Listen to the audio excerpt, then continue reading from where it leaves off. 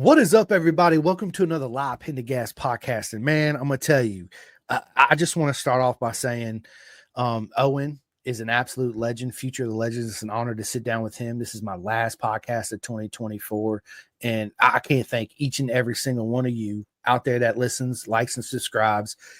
Man, sends me all these personal messages. Without you, I wouldn't be able to do this. And I don't want to get teary-eyed right now because I will. All the love and support I feel. Listen, thank you so much to every single one of you that makes this possible and happen. But yeah, so I just wanted to put that out there. I hope you guys celebrate tonight and be safe if you drive out there, right? Get a designated driver, call an Uber. If you live in Roanoke, you need a ride, call me. I'll come pick you up because the main thing is for you to get home safe to all your loved ones, right? So, yeah, ladies and gentlemen, it's an absolute honor to sit down with Owen Bartlett today. My man, what is going on? Nothing much, just relaxing, getting ready to talk about motorcycles for an hour. I love it. I love it. And, I just want to say thanks to, before we get into this, to all my friends that helped me along the way. Next Level Financial for all your financial needs. Seth Starnes, he's an absolute amazing human being. Everybody knows who Seth is. He's a racer. He's a dad. He knows the ins and outs. So thank you so much, Seth. In Next Level Financial, Bison Track, Chef Eats, Flying Eyes Optics, SFL Mini, RD Racing, Jake Marsh, Vet2 Track, 64 Degree Racing, Ghetto Customs, The Clothing Kings, BSB, Barmy Army, STG, Road Racing World, Carnes Performance, KYT, Mini SBK, RTR, Coleman Power Sports, Drip and Wet. Man, the list goes on. Thanks, K-Tech Suspension. You guys are absolutely proper mega and amazing. And yes, Rob, you are absolutely amazing. I'm not the legend, brother, man. You're the absolute legend, but I appreciate the love and support. But yeah, so Owen, listen, we got a lot to talk about. I've been so excited to sit down and do this podcast with you, man. So as always, I want to start it off, bro. Where did your journey begin on the wonderful wheels of two? It was very, very strange. Ever since I was young, I'd seen these pictures and videos of my dad racing. So pretty much where it all started was my dad, and we had this little Yamaha PW that I learned to ride on and just like go around cul-de-sac and up and down a hill, just around the neighborhood, and it was a whole lot of fun. But then, pretty much it was that going through up till I think about 2 years ago, where I went to Heartland Park with LM2 and Rob to just go out on a race weekend and help him out in the pits, where I met a bunch of great people and got my hook into racing. Man, the beautiful people we meet within our beautiful circus in any paddock you arrive to, right? Whether you're 5, 6 years old to 40s and 50s, just getting into it. You meet so many. I don't want to say just friends, but family within the paddock. Yeah. And you don't realize it at the time when you're entering this beautiful sport of ours, right? The friendships and the families you're going to make along the way. It's an absolute beautiful journey and a path that we all take. And it's an absolute honor. PW50 oil injected 2-stroke, right? Yep. Yeah, we all started on one of those. It's those were the bikes, man. And they actually had the PW80, same thing, right? Just a little bit bigger. So you getting into this journey and starting out, obviously your dad's an absolute legend of the sport too. Did you have actually aspirations of racing, or was it just a hobby to you at the time? I mean, like I always thought and dreamed of like racing motorcycles and doing all that, but for right now, at the beginning of this season, it was really meant to be just kind of like just a hobby, get into it, kind of just start to slow roll it and go in. But we ended up kind of going right off the deep end, after that first race weekend where I came home with 2 trophies. My dad was we were both very happy, and we had gone way past our expectations, and so we thought, let's just keep going and see how far we can take it. Yeah, listen, that's where it starts, man. And that's what's such a beautiful thing about our sport is with father and the son, right? And the families. I mean, that's where our sport originated. You give us two wheels and a motorcycle, yeah, we're gonna make it happen somewhere, anywhere, right? It's always the family. Bro, so we got Peter SF, dude. What is up, man? You meet the nicest people at the racetrack. Happy New Year's, everyone. Peter, absolutely happy New Year to you too, my friend. And Andrew Davis, dude, what is up, my man? He says, "What's up, fellas?" Have you met Andrew? I don't believe I have. No. Yeah, he's absolutely amazing. I had the honor to actually meet him and his girl down there at Road Atlanta. I had them both on my podcast. Looking forward to sitting down part 2 and 3 and 4 with them too as well. Again, you meet your family in the Red Road paddock. It was a huge surprise to me. I mean, coming from my first weekend, knowing nobody going into it, and then coming out of Tally, having all these people talk to the whole weekend coming up to me and me going up to them, and it was a real surprise, just how much everyone talked to each other and how much it was already friends.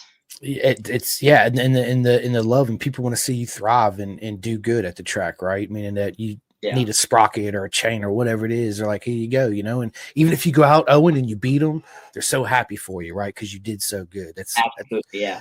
That's one of the beautiful things about our sport. It's everybody's happy to see everybody succeed and take that next step. I think that's one of the most special things about our sport.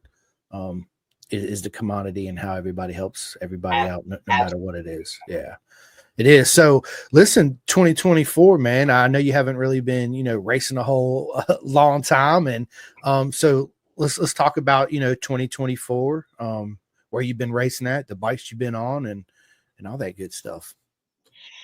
Yeah, so from last season, I was on a KLX 140 from my buddy Mark with kind of super bikey racing is what he does, and it was great. We early season just made modifications to the bike to get it race prepped and stuff like that.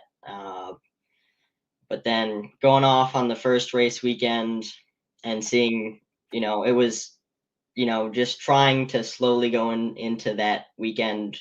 And we, again, like I said, we went off the deep end and I came home with 2 trophies. So that was exciting. Met a bunch of nice people.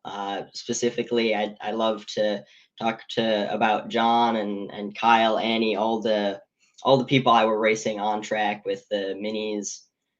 Whole bunch of fun with that group. Oh, it's amazing. It really is. And then of course, you met Rob and the whole LM2, but we will definitely get into that here in a few. So you did the KLX and then the TZ 125 too as well, correct?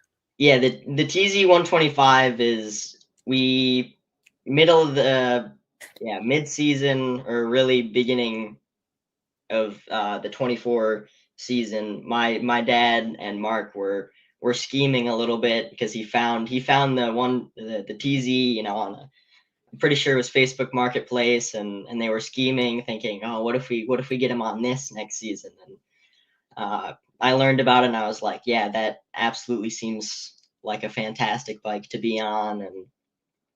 And we got it mid-season, and pretty much that whole summer, working up to the Weir GNFs at Barber, we went completely through the motorcycle, stripping it down to frame and engine, seeing what needed to be fixed, and built it back up for the GNF, so we could take a Thursday practice day on that bike and see how I feel on it. I love it, man. And so through your journey at working on the TZ, I'm sure your dad showed you. Do you play a role into stripping the bike down and putting it back Oh, together? yeah. My dad is he's the brain, and I'm the one who actually does everything. He points, and if I don't know how to do something, he'll show me and tell me how to do it. But really, I'm the one doing all the work. I'm taking the forks off. I'm screwing in bolts and doing all the work. So my next question is, how many 10 millimeter sockets have you lost so far? None. We didn't really use 10 millimeter Okay. sockets, so The, I'm lucky. the We the did, day and time will come. So yeah, so we did. I'm pretty sure we did break a 10. No, we broke a 12 millimeter socket. yeah, So we've been there and done that too many times, right? So, dude, I've never had the opportunity or the honor to ride a TZ 125. I grew up in the era of the two smokers, right? The two strokes. They're absolutely amazing, beautiful machines. I've rode plenty well, of two stroke dirt bikes, but not the. now the TZ, it's kind of it's very much a Franken bike because it since we got it, it's had a WR250X motor from from Yamaha, which honestly is a great motor. So I'm really happy to have that in there, so I don't need to replace the do all the work with the two stroke. So One thing I love about the two stroke is they're easy to work on. You don't have that's true. cam chains and But cams or any of that. Valves. yeah, I love it. So, first impression on the TZ, bro. What'd you think? it was a lot, but it was a lot of fun. It's definitely a very much a race bike. You know, every time I get on that bike, I can feel that it wants to go, and every time I leaned into a corner, it didn't fight me at all. It was happy to go into a corner, and it was a whole lot of fun. You know, it was so much different compared to the KLX. So much different. But I think it was a lot so much fun to get on that bike and ride it. And it showed me some areas where I was a lot less confident and where I definitely know throughout this next season I need to work on and you know sort of fix. But it also showed me some things that I was really happy with on the bike. Oh yeah, 100%. It pushes you to new levels and beyond of what you thought you were capable of doing, much less what a motorcycle is capable of doing, right? Um, I'm such a huge fan of the smaller bikes. I believe everybody should be on a small bike. It teaches you so much more. Riding a small bike fast and a fast bike slow, right? Because you're not going to learn a lot. You learn some, but you won't progress nearly as much as a slower bike. And besides, dude, a two stroke TZ, dude, they're absolutely beautiful machines. I mean, I seen pictures of it and I was like, oh my God, I want one. I want one. I just have it in my living room just to be like, oh, there she is. Look at her. She's so beautiful. Um, yeah, it's great. So listen, your dad, obviously he grew up racing. I see him in the background right there on the wall. And Yep. in that wearer plaque, that's Yeah, yours, right? the trophies are mine, but the pictures are of my dad. So, and I I've love had it. those for as long as I can remember. I've had those up, and that again, it's been some of the biggest inspiration to go racing was my dad. Oh, 100%. And so your journey in 2024, rate your season for me. You know, I give my season a solid 8 out of 10. There were so many things I was so happy with, and so many experiences that I got to do right out of the gate. But you know, there's always that room to improve on, and there's always a couple things that I wasn't exactly happy with sometimes throughout the season. But you know, I got my first crash through this season, and I've got a bunch of podiums, and I got made a whole bunch of friends too. So. So tell me about your first crash. Everybody remembers their first crash, just like we remember our first time we got our knee down on the ground, right? It's like it's something you'll just never forget, and you learn a lot from it. Was you scared at your first crash, or was you glad you kind of got it out the way? All right, I'm good. Let's go.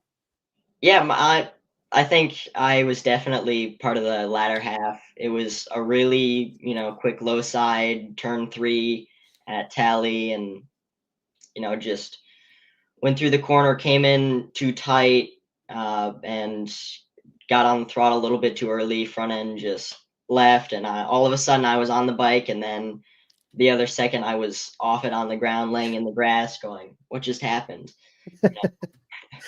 Listen, I tell this story all the time. Like, dude, I've always wanted to drag my elbow, right? But every time I do drag my elbow, usually my shoulder comes along with it, then my hips and my back, and I'm watching my bike go the opposite way of me, right?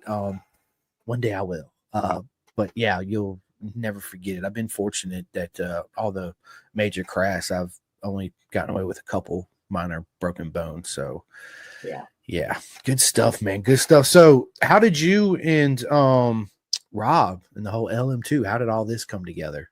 Uh yeah, that came as a big surprise to me because I mean the first time I actually met Rob proper was again Heartland Park about 2 years ago, where my dad took me to the pits just so we could work and help Rob out.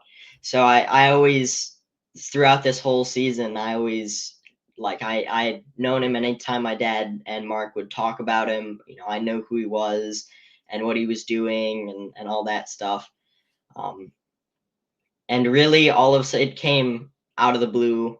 It was Thanksgiving. I think it was the day after Thanksgiving, and I sat down in the living room, and my dad was there, and he started asking a couple questions, and was asking about what my goals were for the 25 season, and all of a sudden, he told me that Rob had an offer, and you know I it's been a lot. It's been fun talking to Rob and getting all that stuff ready for this next season. Oh yeah, Rob's an absolute legend. He's I had him on. He's dude, you're in proper mega hands. He's such a great person. You're gonna learn so much from him, and I can't wait to see what 2025 brings to you, because I know you're gonna do all five. It's 5 rounds, correct? Yes, yeah, 5 rounds. I can't. And you're gonna be on the. Tell everybody what bike you're gonna be on. Yankton Motorsports. Yankton Motorsports. I don't know. ZX4R. I love it. I love it. Rob just said, "Watch that holiday diet." You're right, right? Christopher Joe says, I see your dad in the background at Blackhawk, picking up where he left off and making him proud. Keep up the good work, dude. Happy New Year, fellas. Happy New Year to you too, Thank you. Happy Christopher. New Year's.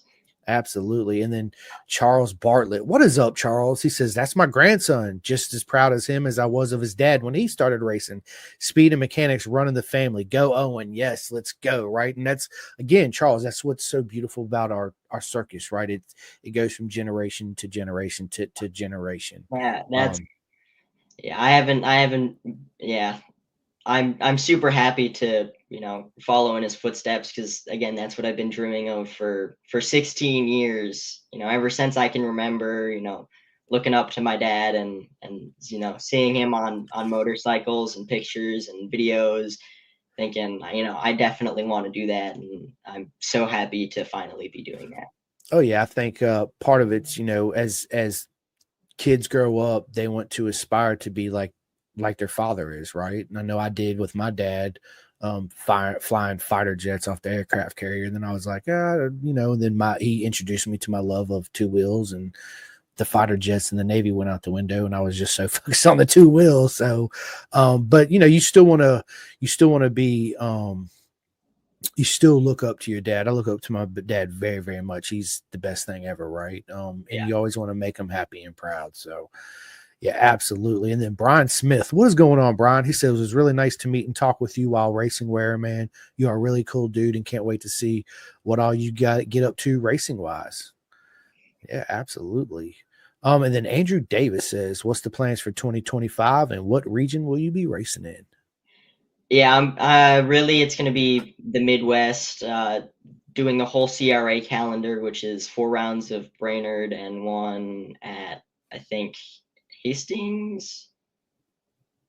I don't quite remember what the other track is. I do know that it's 4 rounds of Brainerd though, so I'm happy to go up there, Minnesota, and see that track, because again that's one of the tracks that I want to race, and I'm really looking forward to. Although I would really like to race the big circuit, but uh, they don't allow that anymore. So Rob says, Hastings, New England in August. yeah. Yep. I love it. I've never been to Hastings. So let me ask you this, Owen, what was your favorite race of 2024? Ooh.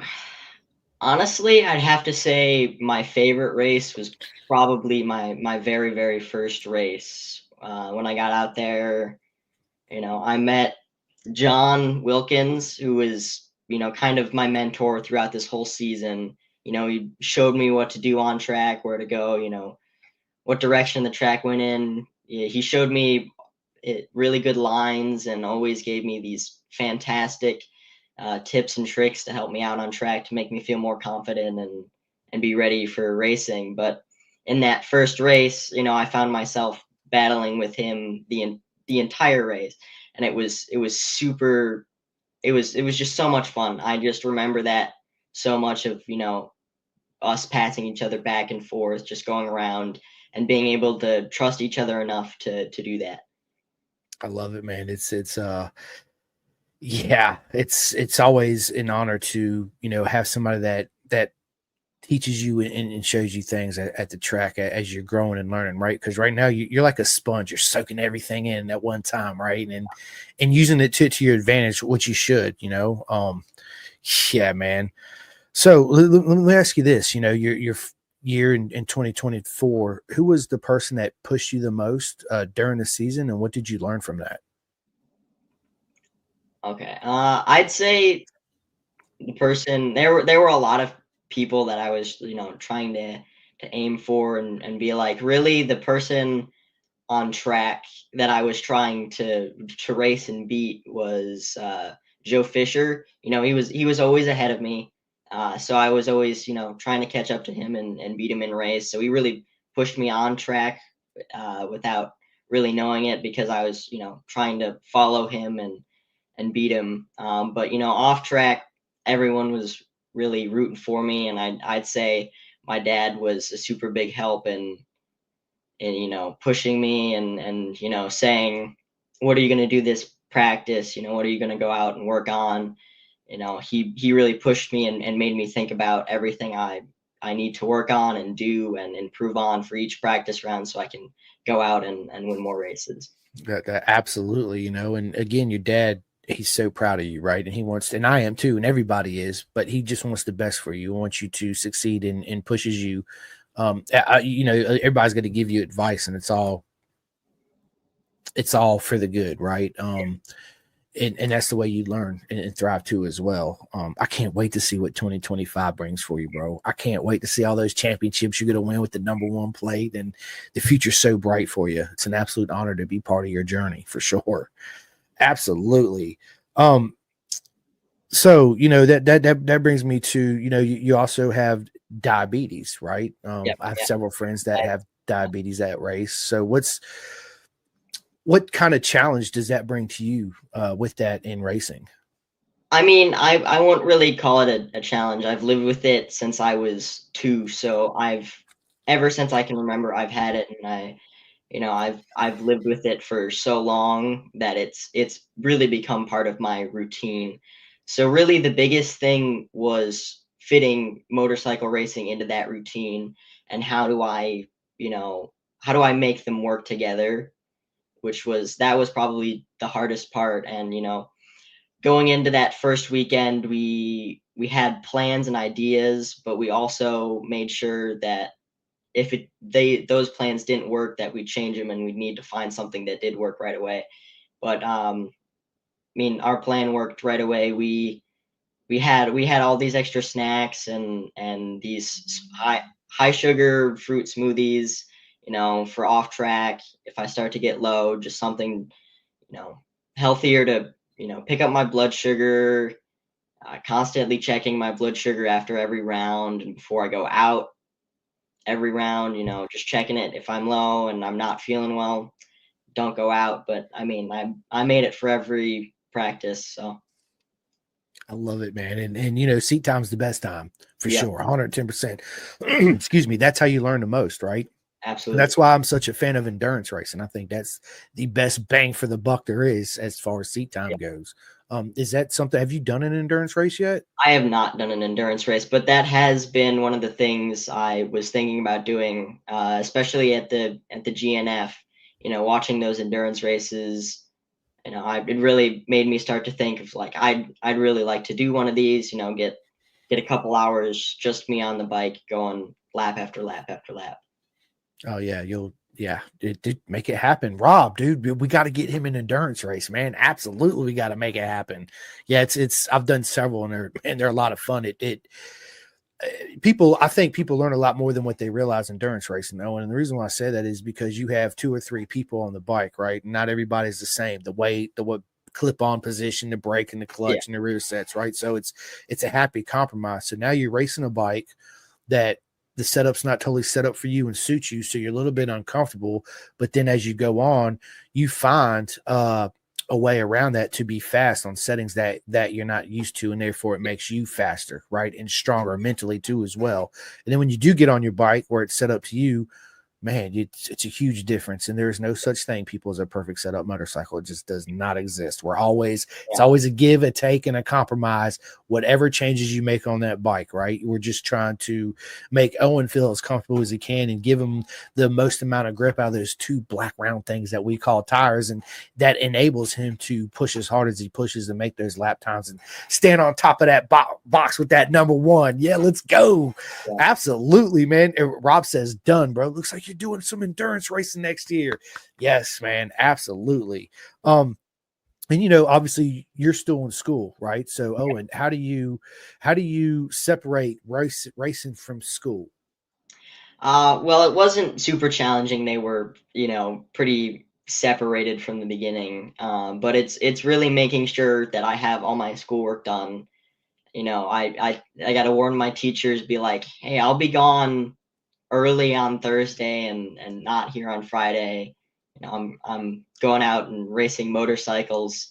So really, it's mostly focusing on my grades and making sure I'm happy and the teachers are happy with what I'm doing throughout the year, so I can go out and have this spectacular hobby. Absolutely. And are they fully supportive of you too as well? Yeah, I'm pretty much every teacher I've met has probably thought I was a little bit crazy, but they've rooted for me. So I think any time you have a future legend in school go, yeah, I'm going road racing with my dad this weekend, they're probably like, oh God. Yeah. So yeah, man. And that Jason says, and mom is happy. yeah, Absolutely. and Right. mom is happy. It is. It's funny because all my friends I've had on the podcast, I asked, "Where's your journey start?" And it's always dads or grandpas or some. I've had one of my friends come on here, said his grandma helped him, right, which was amazing. You don't ever hear mom saying, "Oh yeah, let's go down there and go get our son a 50 or a dirt bike or whatever." It's always the dads. Moms, being a parent, man, we just want the best of our kids, right? We want them to be safe. We want to put you in this little bubble wrap bubble and make sure you don't never get hurt, right? Motorcycles aren't exactly in that Uh, book. Absolutely not, right? It's. I remember when I got my bike, my mom was like, "Oh God, here we go. I just want to make sure you're okay, all this." And then we bought my son a dirt bike for Christmas this year, and of course, I had to hear it from my mom too, as well, right? You just make sure he has all the proper gear. I'm like, Mom, who are you talking to? You already know he's going to have all the proper gear, right? But you want to. Every parent wants to see their son or daughter happy at whatever it is they choose to do, whether you want to be a professional painter, motorcyclist, or whatever, right? It's it's all about you, Owen, right? And all the love and support. Which I had conversations with your dad, and I know he's all in, and he's a proud dad too. That we all are. It's absolutely amazing. So, how does Owen Bartlett train? Obviously, away from the racetrack, do you run? Do you lift a little weights or? Yeah, I do a couple things. We just got a road bike, or I just got a road bike for Christmas, so I can start working on that cardio and start to work towards my stamina on 2 wheels. Trying to last for those endurance races, last as long as possible. So I'm gonna start riding around on that and really focusing on that. I go climbing every once in a while, which is an excellent, pretty much all body exercise. Make sure it really, that is a hobby, but it's also a great workout too. So 100%. It's so you're going to be like Ben and Eric Boston free climbing, right? With the little chalk in your hands, you're up there on the mountains trying to climb. But that right there is such a mental game, just like road racing, right? It teaches you so much. You take what you learn from that and apply it to the track. And there's so many things in life that you take that still applies to the racetrack, and you learn so much from it. I tell everybody, that really don't understand how mental our sport is. It's absolutely one of the probably most mental things you ever gonna do besides playing golf. Let's just be honest, right? Golf is another one of those super mental games. I play golf, Tiger Woods golf on the PlayStation. I play, I go out and hit some balls with some of my friends, but it's such a challenge every time I get on a golf course. It's super frustrating because you got to know the layout and Yeah, you gotta read the green, make sure your putt's gonna be top notch, and it's a mental. It really is, right? So knowing you race and where you are, how do you mentally prepare for a race or overcome something that's not going your way? Because we all know racing, even track days, or if you go out to a track day and you're doing test and tune or whatever, it don't always go the way you plan on it, right? So how does Owen overcome that? my biggest thing is I breathe. I'm in a moment. I need to breathe. Really just focus on in and out, and just doing some good box breathing, and that quiets the mind and pretty much makes me calm. So Yeah, the breathing. I think a lot of us forget the breathing part, and that's one of the most important parts when you're on a bike is to breathe. You need that oxygen flowing to all your muscles and stuff, so you can, hustle it around and do what you do. I know there's times I've been on the track, and I know I've held my breath, probably the longest I ever held my breath, and I'm like, and then I'm like, breathe, dude, so it's something for me that I had to practice and implement when I'm on the bike is breathing, because yeah, it's super big, right? And again, what you just said, it calms your mind, right? yeah, And when your mind's calm and you can focus on what you need to do, it's again, you're having fun. That's why we're doing it. yeah. So how do you prepare for a race? Walk us through. Do you do a little bit like jumping jacks, breathing? Obviously, do you listen to certain type of music, left boot on before your right boot, anything like that? I mean, nothing too much. I always do a little stretch in my suit, make sure I'm comfortable and the suit's on right, and I'm not gonna find an uncomfortable part while I'm in the middle of the race and then have to deal with that. Um, just do some room entry things, maybe jump around a little bit, maybe do some air karate. Just kind of have fun with it, and you know, don't try and focus on the next part too much. Just try and live in the moment and be calm, and just get ready. Absolutely, it's very important to live in the moment, man, and take it all in and enjoy it, right? Wax on, Daniel son, right? That whole yeah, that's awesome, man. Everybody's got their own certain path that they do when they always say prepare for battle, right? Because that's what it is. It's like Leonidas versus 10,000 Persians. There's not 10,000 motorcycles out there, but you know what I mean. It's yeah. I was never really a big superstitious guy when I got ready for a race. I always like to just breathe.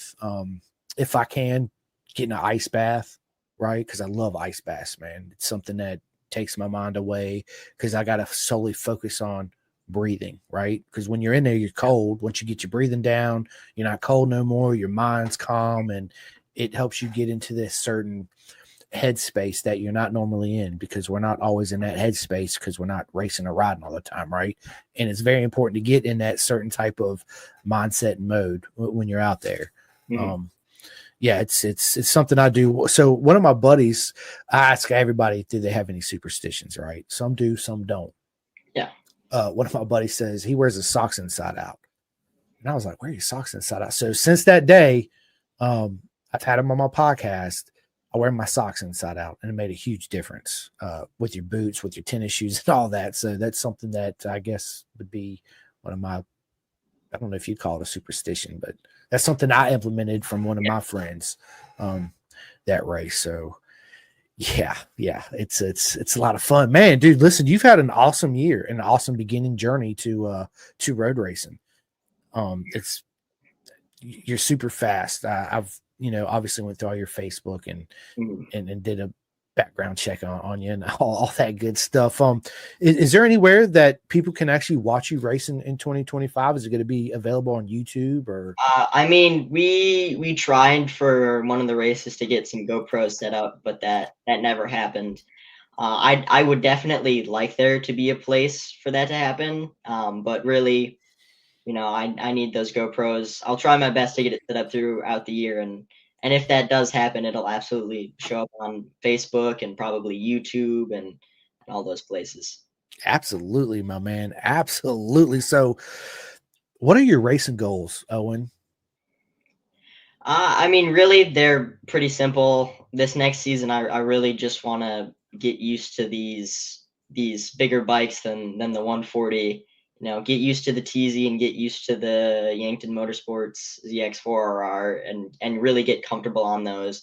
But I mean, hopefully, I'm the ultimate goal is to get on the podium every single race. But really, I need to focus on getting comfortable and getting fast on those bikes. Oh yeah, you got to crawl before you can walk. You got to walk before you can run, right? It's very important to progress and make your way up. And have you rode the ZX4? Excuse me, No, RR. I've only had pictures and words about it, but I'm excited to get on that bike. So It's going to be a big jump. I mean, it's gonna, yeah, it's good. I'm excited. I can't wait to, dude. As soon as you get on it and you come back, man, you got to give me a call and be like, bro, because I want to know what your personal experience is yeah, jumping off of one bike, getting on the bigger bike for the first time. It'll be fast, it'll be heavier. mhm, Um, when you jump from one bike to the other bike, you got to learn how to ride that bike because every bike likes to be ridden in a certain way. So you got to absolutely. adjust your body position and all that crazy stuff that goes along with it. It's exciting, man. Oh, and I'm so proud of you. I'm super excited for your future, man. Absolutely. So which brings me to, so you want to be obviously Moto America Superbike champ one day. Yeah, Have, that's the have goal. you that the apps and listen, whatever goal you have, and I tell this to all my friends, I hope you achieve it 8 times over, and I will support you and follow you 100% of the way. And I can't wait to you fulfill all those um, goals and reach your destinies. Right? Yeah. Do you watch like British Superbikes or the Isle of Man TT or anything like that? I'd like to watch the Isle of Man, but I really I watch MotoGP and I get a bunch of I follow all the Instagram and Facebook pages of World Superbike and Moto America and BSB and stuff like that. But I haven't really watched their full season of those guys in a while. So Man, what are you doing? You're missing out. No, I'm just joking. Listen, everybody knows British Superbikes is my favorite production race class in the world, and you yep. can watch it for free at Bennett'sBritishSuperbike.com in 2025. It's free to watch. It's absolutely amazing. Have you had any aspirations of racing outside the United States, or is that something you haven't even thought of yet? I mean, I'd love to do it, and I have a big list of tracks that I love to race on and be competitive on. But right now I'm just looking to take it one step at a time and see where that takes me. But absolutely, I'd love to go out of the country and hit a couple of tracks. Absolutely. So, what's your favorite track you've been on? My favorite track has definitely been why did I forget the name now? No pressure. Oh, no pressure. No, Barber. Yeah, Barber. Absolutely. I just love the flowiness and the hilliness of that track. I mean, I don't really have too many tracks to go off of because the 24 season it was only Little Tally and Barber, but I can Yeah. absolutely say that Barber was so much fun both times I was on it, and it got a lot more fun with the TZ. So Oh, I guarantee it, right? Yeah, absolutely guaranteed. I've never personally been to Barber. It's on my agenda for 2025. Yeah, we'll see if it happens. I will be at Daytona, which I've never been to Daytona 200, so I'm super excited about going there and doing that too as well. Man, listen, I'm so excited, man. Do you? So listen, I ask a lot of my friends this too. Is like, mhm. have you thought about what you're going to do outside of racing as far as job wise, career wise? I definitely have. I love like mechanics and cars and motorcycles and stuff like that, and I have my whole life, and I really really love working on them. So really, I'm probably gonna get a mechanical engineering degree if motorcycle racing doesn't work out, and really I'd love to, if racing motorcycles doesn't work out, I'd love to be in the pits working on those motorcycles or cars. Do world endurance or maybe rally or MotoGP. Work on those vehicles and be an engineer there. Absolutely. I love it. I love it. I love the answer. Oh, and that's Yeah. freaking magical, bro. So let me ask you this. Who's your biggest inspiration in road racing? There's a couple of people that I really look up to. There's always the answer of Valentino Rossi and Nicky Hayden and all those guys. And again, my dad and really, yeah. I mean, there's so many people to look up to and to mention, but I'd have to say probably my dad and Valentino Rossi. I really like Marco Simoncelli, so yeah. Got a big Marco Simoncelli tattoo. Yeah, absolutely. And I got a question for you. Mm. Are you faster than your dad yet? I don't really know, but probably not. I bet you'd be surprised, right? That's awesome. But we'll have to see when I go to Black Hawk. Because I'm definitely, again, that's a track that's on my wish list to go to is Black Hawk Farms. So when I go there, I'm definitely going to be comparing times a little bit with him. Absolutely. Absolutely. And your dad's going to be chasing you around. Trust me, he's going to be chasing you around. You're going to learn a lot from him and Rob and everybody else, but they're all going to be chasing you, Owen, at the end of the day. Absolutely. And you're right. It's, that question's kind of convoluted because there's so many inspirations that each one of us get from riders from all around the world, right? And they all play an individual part on who kind of what we want to be, right? And what direction we want to take. Yeah, it's obviously you see my room. I got Yeah. freaking posters everywhere. Rob says, sounds like an ARMA weekend at Blackhawk just got added to the schedule. Yes. So hopefully one day we'll all be able to meet. I'm over here on the East Coast. Listen, you, Rob, your dad, your whole family, if you guys need a place to stay when you're out here on the East Coast, I live in Roanoke, Virginia. I'm an hour and a half away from VIR. All you guys have a place to stay for free. Yeah. I got an empty lot next door. You guys can park all your big Winnebagos and all that cool stuff. So I can't wait for the day that me and you and your pops and everybody actually get to sit down and meet. Absolutely. Yeah. It's one of my things that I really love to do because it brings like a full circle of us, being friends, which we are, but doing this is absolutely magical. But when we see each other, it makes it even better. Right. Absolutely. Bro, listen, you have such a bright future ahead of you. It's an absolute honor to be part of it, man. And Rob and everybody, thank you guys so much.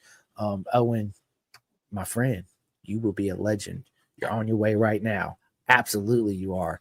I love the energy you're putting off too, man. I love how you carry yourself and all the answers. It's like this, right? It's not something that you really got to put a lot of thought into, and it just shows how dedicated you are to our beautiful sport that we all love so much, right? I've been thinking about motorcycles for 16 years, so I got bro. a little You sound bit. just like me. You sound just like me, man. William Kawasaki says, "See you at Brainerd, young buck." Love it. I love it. So listen, man, we're almost 45 minutes into this podcast, bro. Yeah. Already. It goes by so fast. But listen, I want to get away from all the motorcycle talk and I want to get to know Owen more personal, right? Yep. So the first question I always ask my friends is, what's for dinner tonight, bro? Tonight I have no idea. I'd have to ask my mom about that. Mom, what's for dinner tonight? I know you're listening. Put it down in the comments, right? I honestly, we made tacos last night. I don't know what we're gonna do tonight. It is New Year's Eve. A couple of friends invited us to come over there, so we'll go over there just for like an hour or two, and then come home to see the ball drop. I really don't know what we're gonna do. Do you have any pets, bro? No, I do not. I've tried a couple times. I'm a big fan of trying to get a dog or maybe, but that my mom has put the ixnay on that one a couple times. Made the argument of she works from home and it'll be her dog and she doesn't really want a dog. So I've since moved on to like lizards, trying to get a couple lizards, maybe a snake, but he doesn't like the idea of having a big reptile. Bro, listen, my son's the same way. We got 2 dogs and 2 cats. And he's like, Dad, I want a snake. I'm like, nah, bro, absolutely I not. don't want a snake. I don't want to. You did when you was little. He's like, I want a snake. I'm like, nah, bro. He wants a turtle. So maybe I caught him a little turtle in the river. Right, that little booger was so fast, dude. He was like this big. I brought him home. He didn't eat or anything for a couple of days, and I was like, look, bro, we're gonna have to let him go. Right, I don't want him to end up dying on us or anything. So Yeah, we let him go. And that's the thing with wild caught animals is you catch them and then they get this fit of anxiety, and then they start to shut down, which is not the thing you want to see. No, it's not.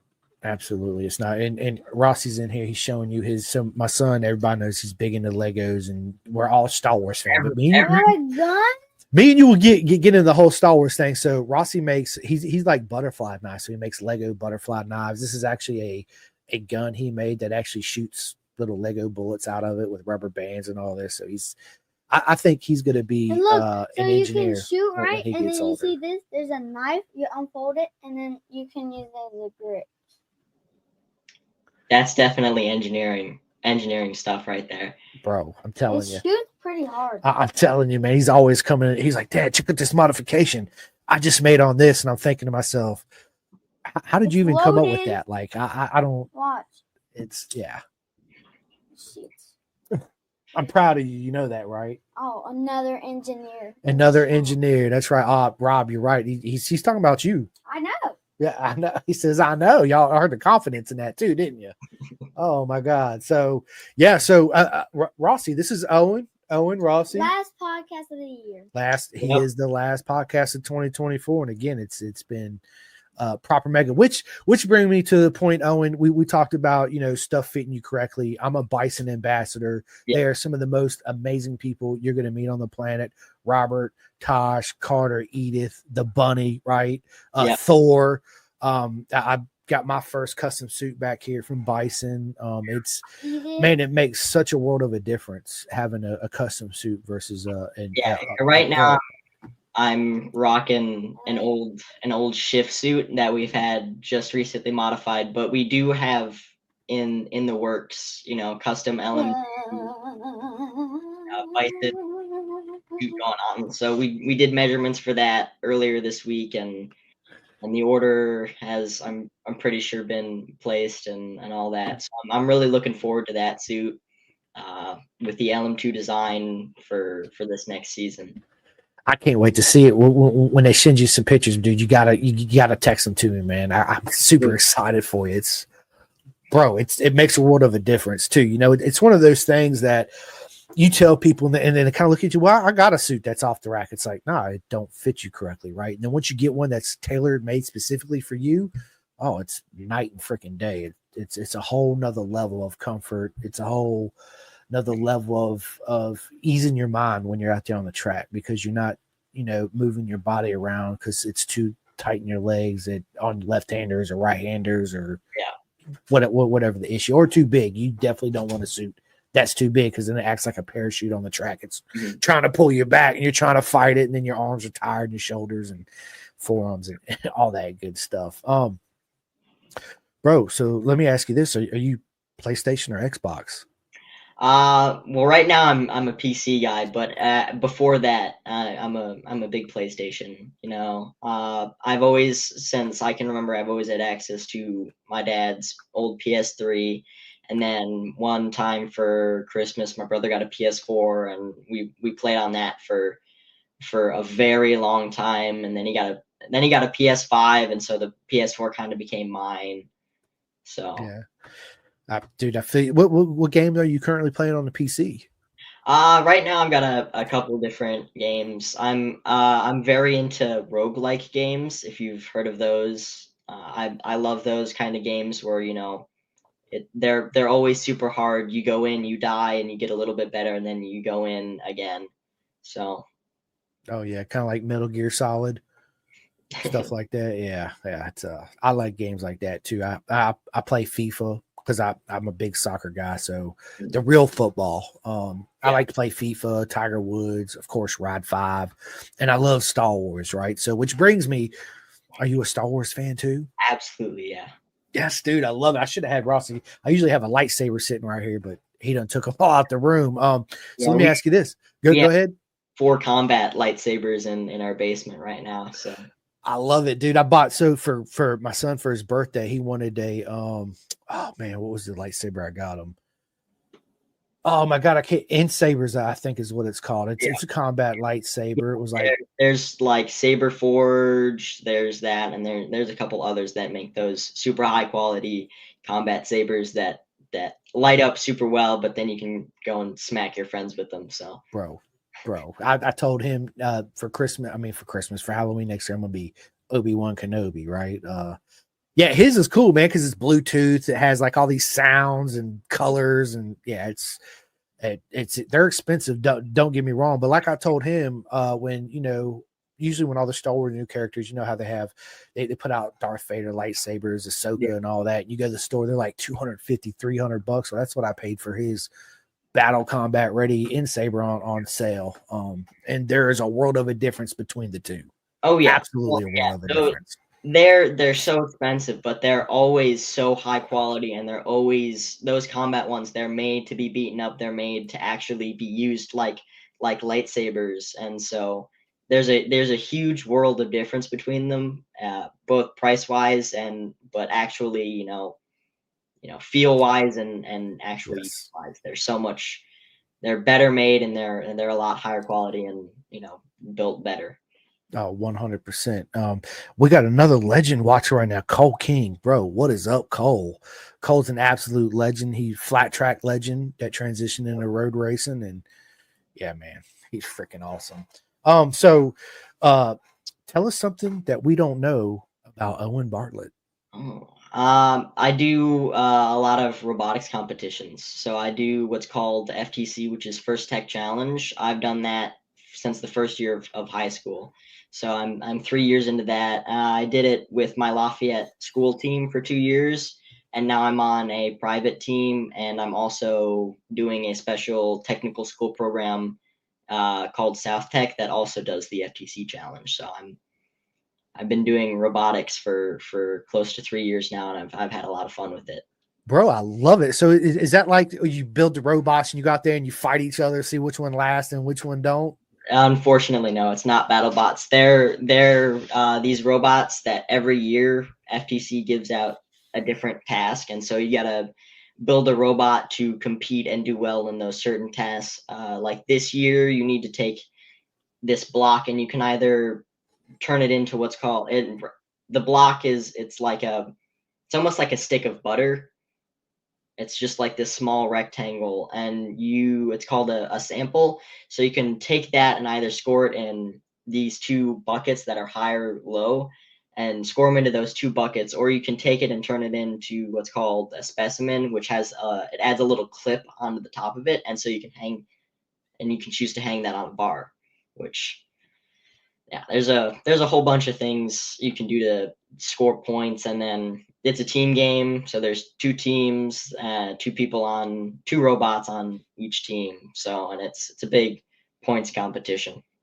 I love it, man. It sounds like a lot of fun. And again, it's a mindset too, right? It's and it challenges you, as like motorcycle racing challenges you, right? It makes you think and solve problems. Same thing at the track, learning about suspension and body position and setup and all that just helps you progress and get faster and faster too. So what's your worst habit? I'd say procrastination. I'm a big procrastinator. I have the thought of, I can do it later. And then I do that a couple of times, and then, I'm stuck finishing an assignment, late at night. Dude, I'm the same way, especially when it comes to laundry. I'm like, I'll get that tomorrow, right? And then 4 days later, I got a freaking pile of laundry this big. And I'm like, well, I know what I'm doing all day today, laundry, right? So yeah, I'm just so go all the time. I very rarely get time to actually sit down and just like unwind my mind and relax. So when I do, I like to sit down and unwind my mind and relax as much as I can. It don't happen very often, but like I tell one of my buddies is like, dude, you're just so busy. Do you ever just stop? I'm like, I'll stop when I'm dead, right? But right now in this short life I have, dude, I just want to live. I want to live it to the fullest and be happy, right? That's just the way I look at it anyway. So do you listen to any audiobooks, Owen? I'm a big audiobook. No, I don't really do audiobooks. I do read. I'm a big fan of horror. I've got a bunch of Stephen King books. I'm a huge fan of him. So, Bro, I love it. I love horror flicks. Me and my son, dude, when Rossi was 2, we started watching horror flicks, and he was never scared. He's like, "Ooh, that's cool, Daddy." yeah. And I'm like, "Yes, let's go!" Right? So yeah, we love horror flicks too as well. Yeah. I don't physically read a whole lot because when I do, it puts me to sleep. Right? I nod off and I go to sleep and I'm like, "What happened?"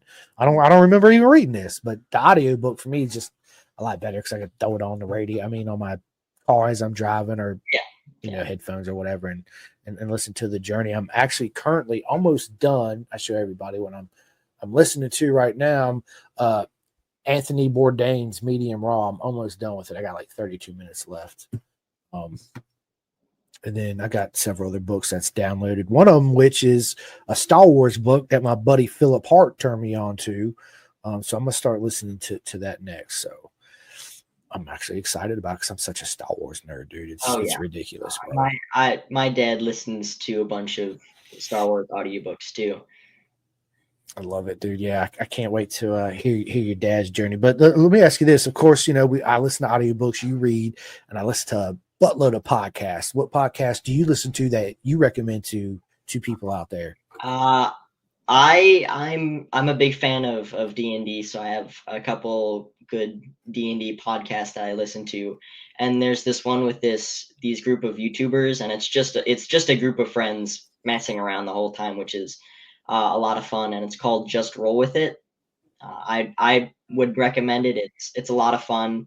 The episodes are probably an hour to 2 hours long sometimes, but it's a whole lot of fun because it's 4 or 5 guys just goofing around for the entire time, and it's a whole lot of fun to listen to.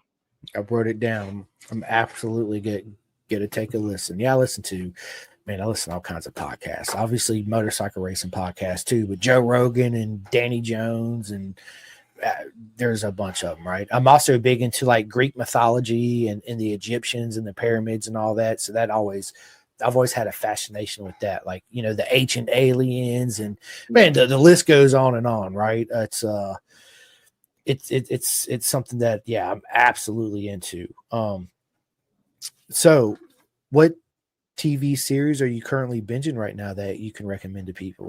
Right now, I'm rewatching South Park. So I love it, dude.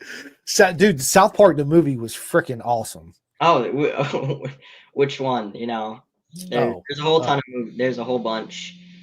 Okay, well, this is gonna sound old school. I can't. I'll have to look it up and I'll text it to you. I think it was their first movie they ever did.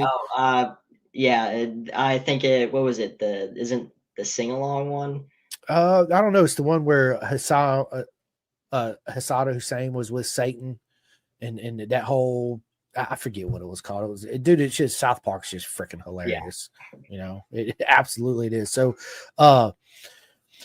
if you can invite any 3 people to a private track day, Owen, that could be dead or alive, Nikki Hayden, Valentina Rossi, your dad, your mom, whoever it is, what 3 people would you bring to a track day? Oh, well, I'm gonna go probably with Nikki Hayden. I'd love to sit down and talk with him and get to see what he's all about. And I'd probably bring my dad along, and maybe I'll go Colin Edwards. I've been a fan of him, and I'd like to meet him. The Texas Tornado, man. I've had the honor and the pleasure to meet everybody you just said, except for your dad. Well, we met face to face on here, but I got many pictures with Hayden, autographs. Him, Tommy, Roger, their dad, their sisters, of course, Valentina Rossi. I got a buttload of stuff signed by him and pictures and all that. they're all legends. Edwards, one of the coolest guys that I've ever met. He's so laid back. Dude is a straight talker, cusses, he just, dude, he's a Texan. He's absolutely amazing, right? And dude, that was one of the best racing seasons ever, 2002 World Superbike, dude. It was, bro, it's like Troy Bayliss started off where I was like, okay, Troy's got this. And then mid-season they did some changes to the SP2, and yeah, it was game on after that. So absolutely, my man. So if you had your own private island, Owen, what's the one racetrack in the world you'd want on your island? Ooh, I'm gonna go with probably either Laguna Seca or Magellan. I love both of those tracks, and I'd love to race on those. I've been to Laguna Seca only once. I went in 2005 when MotoGP first come back, when they, whatever, it was $2.5 million to do whatever it was they did to the track. That was my first time meeting Valentino, Nicky Hayden in real life. Well, I take it back. I met Nicky here in when it was back in AMA days at Virginia International Raceway, but Curtis Robertson and all of them, Kenny Roberts. But Laguna was absolutely amazing, man. You don't understand. You hear it on TV. The drop from the corkscrew all the way down to turn 11 is it's absolutely awesome. I'd love to go down the corkscrew, and you will. Owen, trust me, you will. And Magello, you said Magello. It's one of my favorite tracks outside the United States, but everybody knows what my favorite track is Cadwell Park, right? In BSB. It's that track is I played on Ride 5 and I suck at it, right? I ain't gonna lie, but it's so much fun. And seeing it in real life, like I said, it gives you a different perspective on the undulations, the ups and downs, especially that mountain jump, bro. One thing that threw me through a loop when I first got to Cadwell Park was we're used to our tracks being this wide, right? Dude, Cadwell Park's like this wide. I thought it was like the pit out. I was like, they're like, this is the actual track. I was like, oh my God. Yeah. This is awesome. Yeah, it's absolutely, my man. What's one of your favorite meals to eat? Oh, that's a tough one.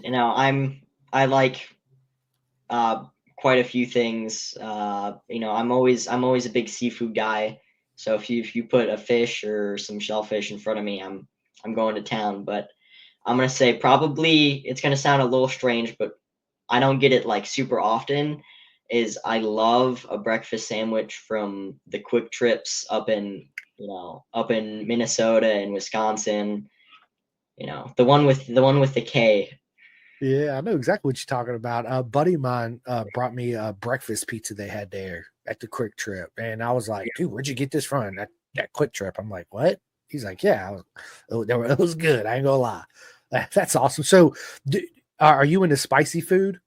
Yeah. I'm always a fan of adding some spice. Yeah, me too. I like it. I like mine super hot. I've actually bought a bottle of hot sauce last night. I brought it home. I forget the name of it. It's habanero and reaper pepper, and it's right. Like it's not too overly hot where it just burns your mouth and you can't taste nothing. But it's I like heat like that, right? I like it to where, and I tell this story, the hottest thing I've ever eaten at a restaurant. I'm not talking about ever eaten, but at food wise at a restaurant was at an Indian restaurant because I love Indian food. We have one down here. It's called Nawab's in downtown Roanoke. And I show up, Owen, and I normally get like a 3 or 4, right? 0 to 5 is what they do. I said, look, I want you to go back in the back and make that special hot sauce for me, right? I do the same thing to Mexican restaurants. I want the hot sauce you guys make in the back. So he's like, are you sure? I'm like, I can handle it, no problem. So he walks over there, and the two waitresses, they're looking at me, and they're all kind of smiling and laughing at me, right? They bring my plate of food out. I'm about 6 bites into it, and all of a sudden I was like, uh-oh. Something is seriously wrong, I mean, it was, but I finished it all because I couldn't. You're not backing out of it, yeah. I'm not backing out of this. They're not going to be like, yeah, we had this guy come in here and he can't take it. Yeah, I'm just to show him and prove it wrong. But it was the hottest food I've ever eaten at a restaurant was that. So, and I love all kinds of food, man. Mediterranean, Italy, dude, all that. One food I really don't eat is Chinese food.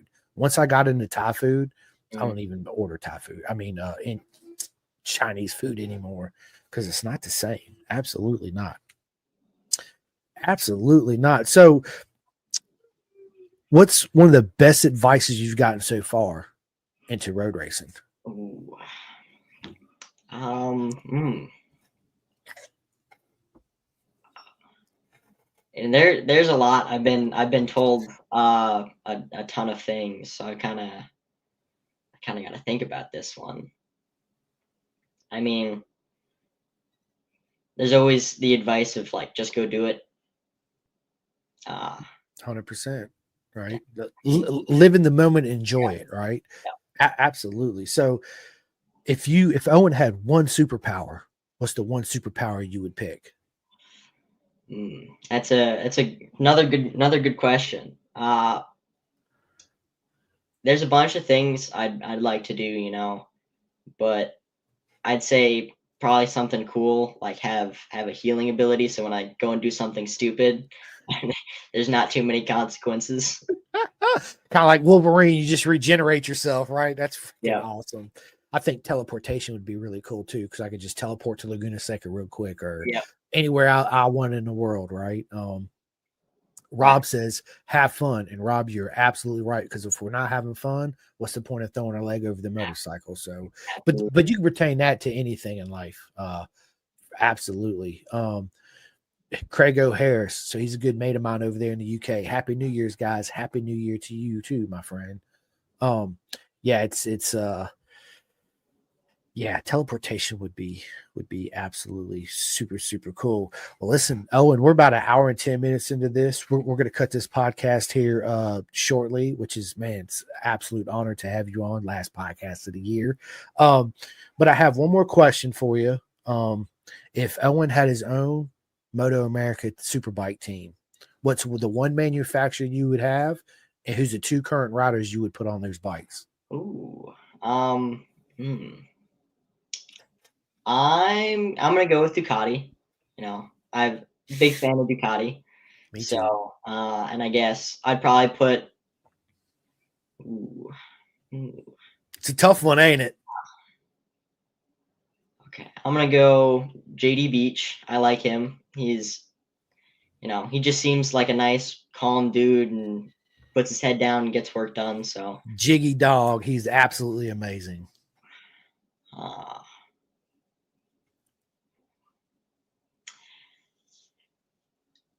I don't really know about the second one though.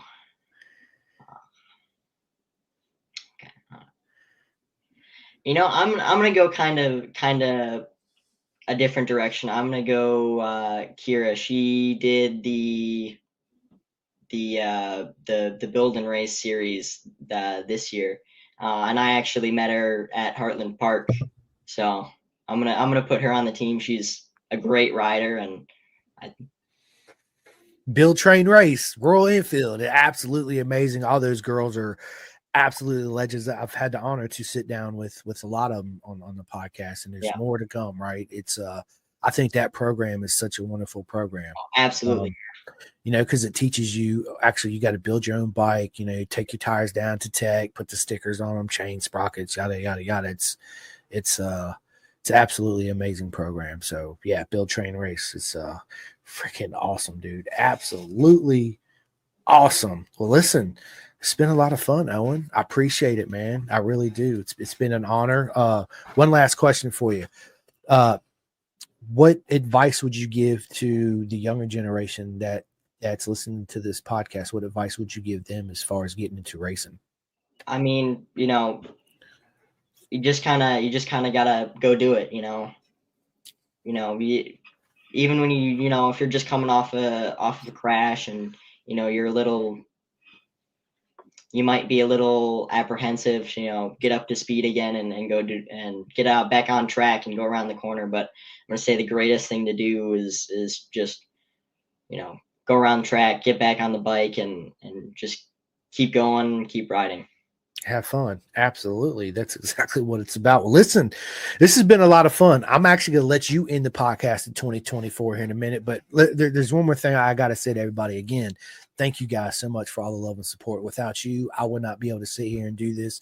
Thank you to all my friends that that you know that show me love and support. I mean, and everybody that watches it, likes and subscribes and all that too. But everybody that I have on my shirts, you know, as far as Next Level Financial, you know, Bison Track, Chef Eats, Flying Eyes Optics, SFO Mini GP, RD Racing. Listen, every single one of you, thank you guys and girls so much. You don't know what it means to me. It means absolutely the world. Yeah, I really don't know what else to say, but it's been such an honor. It's nothing but love to every single one of you. I'm so looking forward to 2025 and having all my friends on the podcast. I can't wait to have Owen back on for part 2. Can't wait to sit down with his dad and have Rob back on, which brings me a good idea. Let's get you and Rob on the podcast midway through the season, so you'd have you and yeah, dude, absolutely. Listen, I hope everybody has a wonderful new year. Tonight, be safe. Okay. If anybody needs a ride here in Roanoke, give me a call. I'll come and get you. And again, listen, thank you so much, everyone. It's been a freaking proper mega year, as I always say, because it has been. The list goes on and on. I will see you guys in 2025. I can't wait. I do got a podcast coming up. I think what's today? I done lost, dude. I've been off work for like 2 weeks, so it's just, I'm just going and going and going, right? Jamie Hansen says, Happy New Year. See you soon, Owen. Jamie, Happy New Year to you too, my friend. Craigo, roll on 2025 season. Let's freaking go, mate. Again, thank you to everybody. Owen, tell everybody where they can find you on social media, the next track you're going to be at so they can show all your love and support. And I have one more question. Do you have any t-shirts or hats for sale? I do not know. Okay. I'll think about getting those set up. You can find me at my Facebook of Owen Bartlett Racing, and all of my next season will be on all of the LM2 Experience social media pages, their TikTok, Instagram, Facebook, all of theirs. You know, you'll see my progress there too. Yeah, well, they'll also be on my Pin the Gas page too as he progressed through, and he'll be back on, so you guys can hear all about it too. So yeah, listen, this has been a lot of fun. Owen, just stay on with me for a minute when I end this. Ladies and gentlemen, it's been an absolute honor. It's been an absolute honor of a year. I hope to see every single one of you guys and girls at the Moto America events next year, which I'm really looking forward to. And yeah, Owen, thanks you again so much, my friend. It's been an absolute honor. I really appreciate you. Pleasure's all mine. Thanks. All right, Owen, is there anything you want to say before I end this? Yeah, I'd love to shout out some of my sponsors, Woodcraft and Vortex, supplying all the gear at a great price. You know, I've been using their stuff all throughout last season. So, Yankton Motorsports with the ZX4R, Stick Boy Racing with all my tires and stuff for last year, and always a lot of fun. We're, of course, great racing organization. Had a fantastic year with them. Just a lot of fun. And of course, LM2 Experience. I'd highly recommend everyone goes and checks them out. Rob Oliva is a great dude. So. Oh yeah, Rob's an absolute legend. He's a Ducati lover, just like me. And yeah, dude, I get it, bro. I do, man. But listen, Jason Bartlett says thanks. No, buddy, thank you. And I will talk to you soon. Well, actually, I'll talk to you here in a minute, Jason. So come on up and with Owen and me and you gonna chat here for a minute. But ladies and gentlemen, thank you so much for all the love and support in 2024. I know I keep saying it because I absolutely mean it. And yeah, thanks again for joining us today. And this episode will be out on Spotify, iHeart, and all that good stuff tomorrow. If you did miss it and you want to catch it again today, you can go directly to my YouTube channel or my Facebook and rewatch it. But again, we will see you in 2025. Stay tuned. Thanks again, Owen. You're an absolute legend, friend. Thank you. All right, let me end this and just stay on with me for a second. Yeah. Calling all two-wheel enthusiasts, get ready to rev up your earbuds with Pin the Gas Podcast, the ultimate motorcycle racing podcast, hosted by Chris Simcoe, one of our very own excellent leaders here in Roanoke, Virginia. With expert analysis, behind-the-scenes stories, and exclusive writer interviews, Pin the Gas Podcast delivers the adrenaline rush of the racetrack straight to your ears. Whether you're a diehard fan or a curious newcomer, you'll gain insights that will transform how you watch and understand motorcycle racing. On your favorite podcast app, join Simcoe as he takes you on a high-speed journey through the world of motorcycle racing. Pin the Gas Podcast.